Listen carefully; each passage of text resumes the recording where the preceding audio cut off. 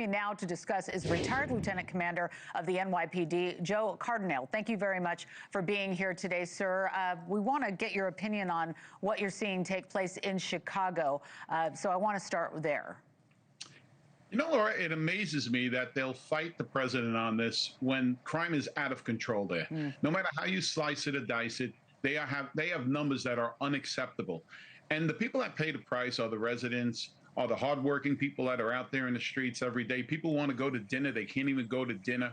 And it takes a toll on the residents. And yet you have a governor that says, oh, the president is begging me to call him. He's not begging him. The president is offering, saying, listen, governor, I will put the troops there. And what these troops do, the mere presence of these troops takes the stress off the Chicago Police Department so that they can go out there and start addressing the cases that they have, start addressing the crimes that they already have that, you know, on the streets, and put more of a presence out there to take the pressure off of them. They're not saying that this is a permanent fix. It's a boost in the arm. And why?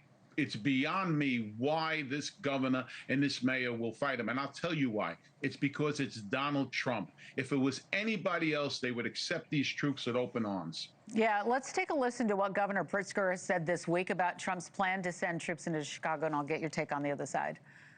Part of their kind of nefarious plan is begin with ICE, cause mayhem on the ground, and by doing that, say that there's a need for military troops on the ground to protect ICE.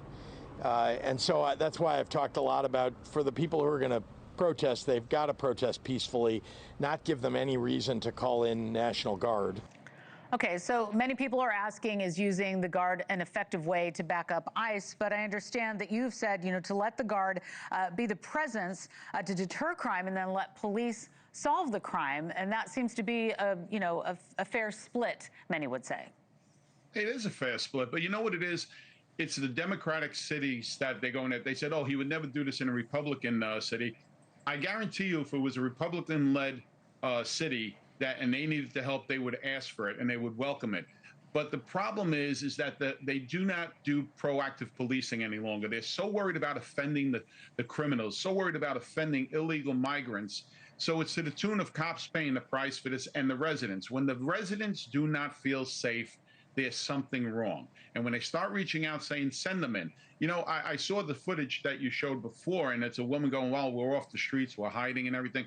You must be hiding because you have something to hide from. And that shouldn't be. So let ICE do their jobs. I see the governor setting up fences around the courts and everything else, but yet I didn't see this when the riots were going on. They just let the riots take over. Why is that? Because we've gone so askew in this country when it comes to law enforcement that this is the norm in cities like Chicago, in states like Illinois, states like California, Oregon. In New York City, they have it to a handle on it somewhat, but not to the degree we would call acceptable. You know, Illinois Senator Tammy Duckworth says she's weighing in, saying that Trump's plan to send troops to cities to crack down on crime doesn't align with their mission. Let's listen to this. So were the governor to ask me if he should activate the Illinois National Guard, my advice to him would be no. It is not an appropriate use of the National Guard. Again, this is political theater. This is an attempt to politicize our military for a wannabe tin pot dictator in Donald Trump.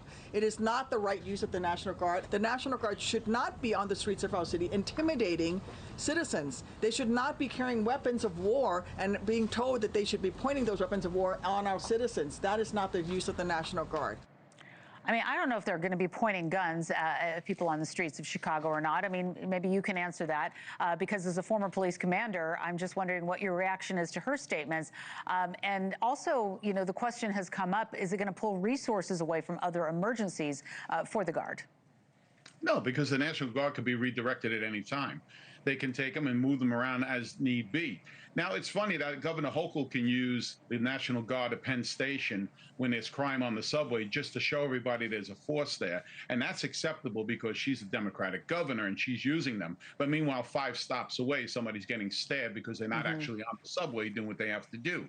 So I think these politicians are cowards. All right. And they use Donald Trump as a pawn to further their political agenda. They just hate the man that much. Instead of looking out for who voted for them and the crime that's affecting everybody that voted for them, they're willing to go out on a limb, which is a dangerous limb because it's going to break pretty soon.